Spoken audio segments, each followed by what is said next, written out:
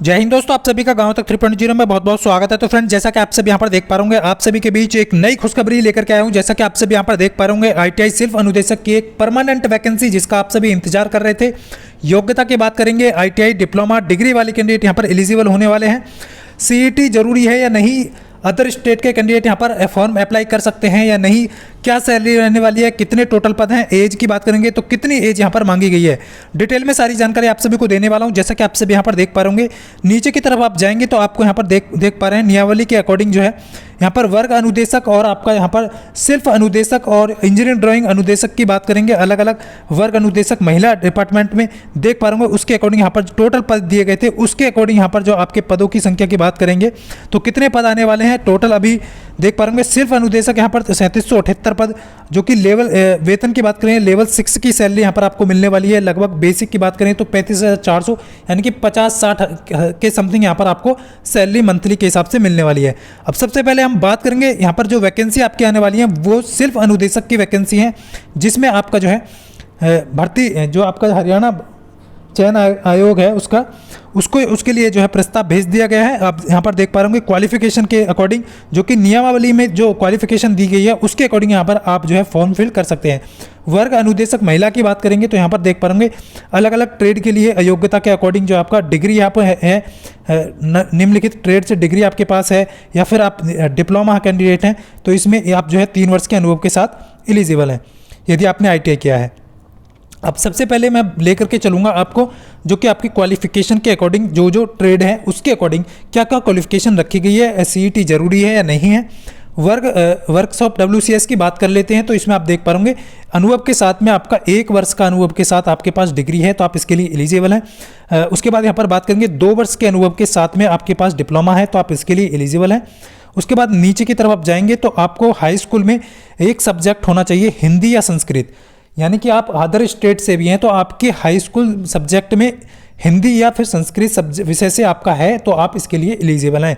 तो यानी पूर्ण रूप से मैं आपको क्लियर कर देता हूं, अदर स्टेट वाले कैंडिडेट यहाँ पर एलिजिबल होने वाले हैं यदि आपको सीईटी से में भी ही मौका दिया जाए, यानी सीईटी से बाहर इस भर्ती की वैकेंसी की जाती है जो कि हरियाणा सरकार के द्वारा अलग अलग डिपार्टमेंट की भर्ती अलग अलग तरीके से की जाती है, आप देख पा रहे होंगे। लेकिन सिर्फ अनुदेशक इलेक्ट्रीशियन की बात करेंगे जो कि नियमावली के अकॉर्डिंग है, और नियमावली 2023 की बात कर रहे हैं फ्रेंड्स हम, इसमें 2023 जिसमें आपका 2023 में जो है जो भी नियमावली दी गई थी, सॉरी यहाँ पर क्लियरली कर दूँ, 2023 नियमावली के अकॉर्डिंग जो आपकी क्वालिफिकेशन है उसमें चेंजिंग किए गए थे। तो सिर्फ अनुदेशक के लिए आपके पास 1 साल की डिग्री के साथ में अनुभव होना चाहिए, उसके बाद 2 साल के अनुभव के साथ में डिप्लोमा होना चाहिए। उसके बाद नीचे जो आप देख पाएंगे बहुत सारे कैंडिडेट के कमेंट आ रहे थे 5 वर्ष का अनुभव यहाँ पर लिखा हुआ है, बट फ्रेंड्स ये आप सभी को ध्यान रखना है, ये आपके लिखा है प्रशिक्षण अवधि को शामिल किए हुए, लेकिन आपको यहाँ पर ध्यान रखना है यदि आपने ITI किया है और प्लस आपके पास 3 वर्ष का अनुभव है तो आप इसके लिए एलिजिबल हैं। ध्यान रखेंगे सभी कैंडिडेट, 3 ईयर का अनुभव आपके पास है, एक्सपीरियंस है और आपने ITI किया है या फिर आपने अप्रेंटिस किया है तो ये सारे कैंडिडेट इसके लिए एलिजिबल हैं। लेकिन आपके पास क्या होना चाहिए, किसी हाई स्कूल जो आपकी उच्चतर शिक्षा मैट्रिक्स में आपका हिंदी या फिर संस्कृत सब्जेक्ट आपका होना कंपलसरी है। क्लियर। उसके बाद यहाँ पर बात करेंगे CITS, तो CITS जो ITI कैंडिडेट हैं उनके लिए CITS बहुत जरूरी है, ध्यान रखेंगे जो कि ITI कैंडिडेट के लिए CITS जरूरी है। डिप्लोमा बीटेक में ITI पिछली बार नहीं मांगा गया था तो उसके अकॉर्डिंग यहाँ पर देख पा रहे नियमावली में ऐसा कुछ मेंशन नहीं किया गया है। डिप्लोमा और डिग्री वाले कैंडिडेट के लिए CITS मेंशन नहीं किया गया है, बट ITI कैंडिडेट के लिए CITS यहाँ पर कंपलसरी है। इसी प्रकार नीचे की तरफ आप जाएंगे तो नीचे भी आप देख पा रहे होंगे इलेक्ट्रीशियन की क्वालिफिकेशन की बात करें, यानी कि आपके पास ITI प्लस आपके पास CITS जिसे CITS बोल सकते हैं या CTI बोलते हैं बहुत सारे कैंडिडेट, और 3 ईयर का एक्सपीरियंस है तो आप इसके लिए एलिजिबल हैं। लेकिन डिप्लोमा और डिग्री वाले कैंडिडेट यदि आपने CITS नहीं किया है और आपके पास अनुभव है तो आप इसके लिए एलिजिबल हैं। क्लियर।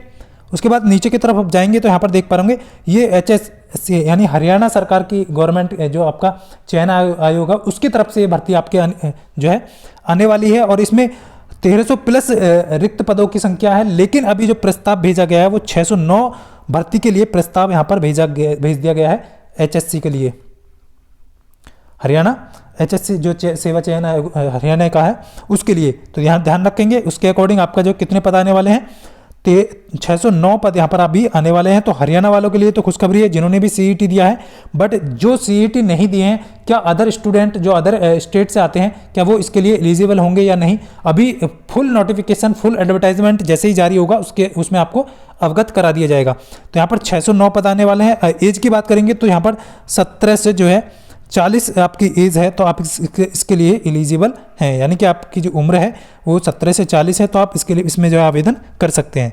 तो ये क्वालिफिकेशन है, उसके अकॉर्डिंग आप देख पा रहे होंगे। 5 वर्ष जो लिखा हुआ है बहुत सारे कैंडिडेट का यही था कि सर 5 वर्ष, तो वो आपकी जो है ITI ट्रेड को सम्मिलित करके है, प्रशिक्षण जो अवधि है उसमें। क्लियर? तो ये सारी जो है देख पा रहे होंगे, जो कि आप देख पा रहे होंगे इस तरीके से जो है प्रशिक्षण अवधि जो है शामिल है। क्लियर? तो ये सारी चीज़ें हैं, आप देख पा रहे क्लियरली देख पा रहे होंगे। तो ये अभी छोटा सा जो इन्फॉर्मेशन था अभी भर्ती को लेकर के वो आप सभी को मैंने अवगत कराया है। तो मिलता हूँ फ्रेंड्स नेक्स्ट वीडियो में, तब तक के लिए सभी को जय हिंद, वंदे मातरम।